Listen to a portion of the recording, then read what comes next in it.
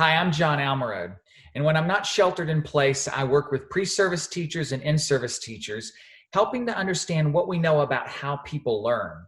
And not just how people learn, but how we translate that into classroom practice so that we maximize student learning outcomes. Now, in the face of COVID-19, the learning environment has shifted significantly. No longer are students joining us in our classrooms, they're learning from their couches. No longer are they learning about science in a laboratory, they're often working in their living room. But one thing singles out from the research on how we learn, and that is the principles behind the architecture and the cognitive processes that our students use and depend on so that they remember subtraction, so they remember things about geography, remain the same. In other words, how we learn is not dependent upon where we are, it's dependent on how we interact with the content. What I'd like to do is spend some time with you in the very near future to talk about the 4 principles behind how we learn and how to adjust our instruction to meet the needs of our learners wherever they are in the United States, whatever online platform they're using. How do I make sure that they acquire and consolidate the most important information so that their continued success in school is guaranteed regardless of their location? We'll spend some time talking about what does it mean to elaborately encode and what strategies allow learners to elaborately encode content, knowledge, skills, and understanding while sitting in front of a computer. Once they encode it, how do we promote retrieval practice or deliberate practice?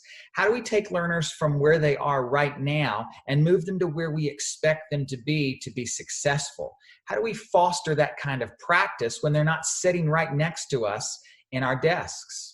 What do we do then to make sure that they engage in productive struggle and challenges? How do we promote productive struggle in their living rooms or on their couches? How do we do that? What strategies work best? And finally, we will tackle one of the biggest challenges with online learning, and that is giving effective feedback that is succinct, that is concrete, and that is timely.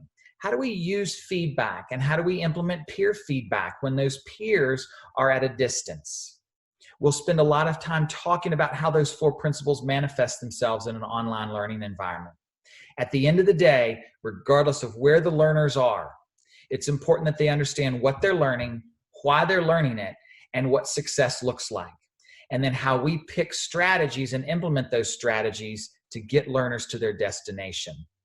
We know a lot about how we learn. We've got over 160 years of research on the science of how we learn. What's changed here is how we teach. And this is not a bridge too far.